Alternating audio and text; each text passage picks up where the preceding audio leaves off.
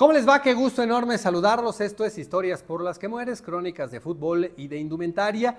Y hoy les tengo un relato que es de los más recordados, de los más sonados, de los más repetidos y tal vez también de los más tristes en la historia del fútbol mundial. Se trata de Moacir Barbosa, el portero que murió 2 veces. Acompáñenme a conocerla. Y vamos a regresar juntos en el tiempo. Ubiquémonos en Brasil. En la década de 1940, a mediados de esa década, había un arquero en el fútbol brasileño que se estaba destacando por sus extraordinarias capacidades. Se dice que era completísimo, que tenía una gran salida, que tenía grandes reflejos, sensacional alcance y además un liderazgo muy marcado que le permitió en esa época con el Vasco da Gama marcar una gran diferencia, empezar a tomar notoriedad al punto que llegó a ser considerado convocado en la selección de Brasil, con la cual jugó y se convirtió de esta manera en el primer arquero de raza negra en defender los 3 palos de la selección brasileña de fútbol. El Mundial de 1950 estaba a la vuelta de la esquina y hay que poner algunas circunstancias en perspectiva de lo que se estaba viendo en ese momento. Al igual que ahora, el fútbol era el deporte más popular de todo el pueblo brasileño y la fiesta se anticipaba que iba a ser inolvidable porque la Copa del Mundo anterior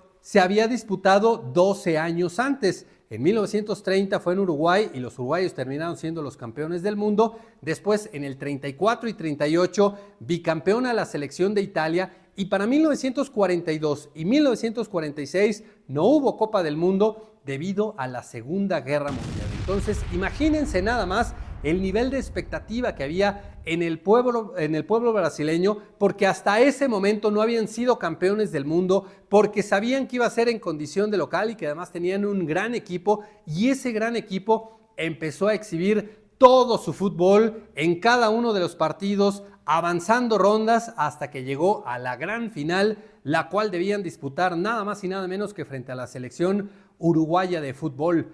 Ahí prácticamente todos los brasileños en medio de la algarabía festejaban de manera anticipada lo que iba a ser su primera gran conquista mundial. Es más, decían, el partido ya no se tiene ni qué jugar, entréguenle ya el título a la selección de Brasil, no hay manera de que Uruguay en algún momento pueda vencer a la selección brasileña de fútbol. La historia dijo algo completamente diferente. Por el formato de competencia que había en esa Copa del Mundo, a Brasil con el empate le alcanzaba. Empatando o ganando, los brasileños iban a ser por primera ocasión campeones del mundo. El panorama también fue el mejor en el arranque del compromiso. Imposible esperar un mejor inicio de partido porque Brasil ganaba 1-0 con el tanto de Friaca, pero después llegó la tragedia.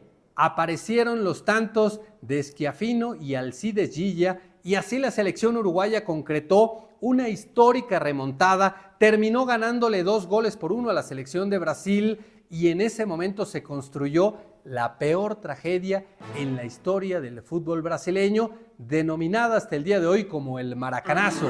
A partir del dolor que representó esa derrota en condición de local, con 200,000 almas que estaban apoyando al cuadro brasileño allí en el estadio de Maracaná, hubo gente que incluso se quitó la vida. Así de dolorosa fue esa derrota y hubo un señalado, hubo un culpable y para la gran mayoría de los aficionados hubo una persona que terminó siendo el villano señalado y fue justamente el guardameta Moacir Barbosa. ¿Por qué?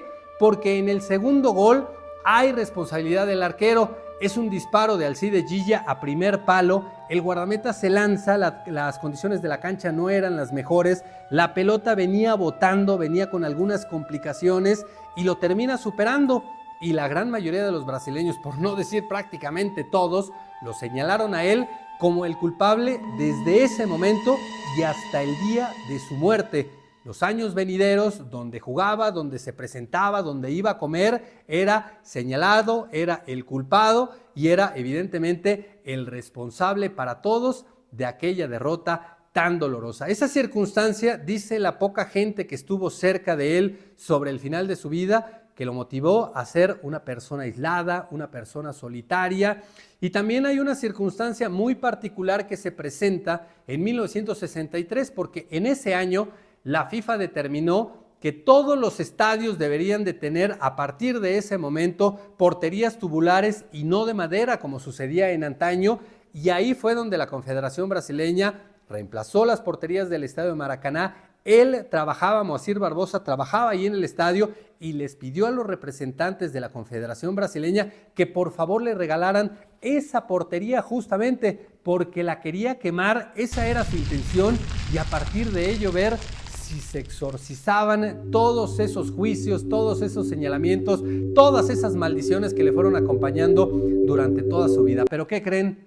No sucedió de esa manera. Seguían cada uno de los señalamientos y seguían cada una de las críticas hacia Moacir Barbosa. Pasaron los años y en alguna entrevista algún día, ya sobre el final de su vida, Moacir Barbosa dijo que ese día en el estadio de Maracaná él sintió que una parte de él había fallecido ahí en el escenario después de lo que había sido esa derrota tan dolorosa. Para el año del 2000 y producto de un derrame cerebral pierde la vida, y es ahí donde toma notoriedad y fuerza esta historia de que Moacir Barbosa murió 2 veces, porque se dice que el día de la derrota en el estadio de Maracaná, el día del maracanazo, murió en alma y espíritu y físicamente en el año 2000 cuando ya perdió la vida. Así es que pues es una historia muy triste, es una historia muy recordada. A su funeral se dice que no asistieron más de 30 personas, en la soledad prácticamente absoluta. Fue una figura del fútbol brasileño, fue arquero titular de una Copa del Mundo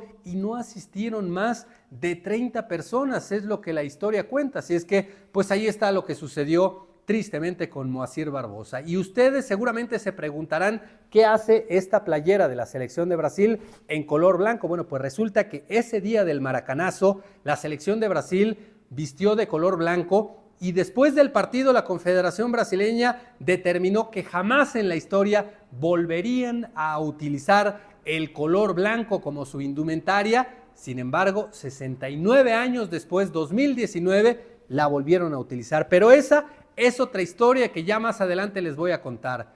Cómo, dónde, cuándo y por qué se determinó que la selección de Brasil volviera a utilizar el color blanco. ¿Qué les ha parecido esta historia por las que mueres? Si les gustó, ya lo saben, denle like, suscríbanse al canal porque ahí van a encontrar contenido e historias exclusivas que solamente los suscriptores van a poder observar. Y ya lo saben también, me encanta leer todos sus comentarios. ¿Qué más han podido leer acerca de Moacir Barbosa, de esa Copa del Mundo? Todos y cada uno de los señalamientos, de los comentarios que hagan, los voy a leer y con mucho gusto se los voy a responder. Esperemos reencontrarnos en la siguiente historia por las que mueres. Ya lo saben, crónicas y relatos del fútbol y de la indumentaria.